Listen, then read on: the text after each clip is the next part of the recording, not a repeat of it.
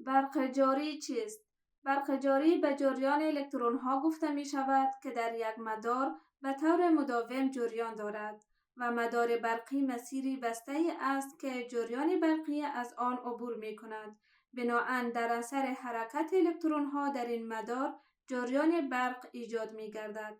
مثلا در این دوره برقی با استفاده از 2 عدد لیمو، الکترودهای فلزات جست و میس، سیم برق و گروپ دوره برقی ایجاد کرده است که در این دوره عنصر جست به عنوان انود یا منبع تهیه الکترون عمل نموده به فلز میس الکترون می دهد. الکترون های ایجاد شده از طریق دوره برقی توسط سیم های برق و میس انتقال نموده در مسیر با گروپی به عنوان مقاومت برخورد نموده و سبب روشن شدن آن می شود.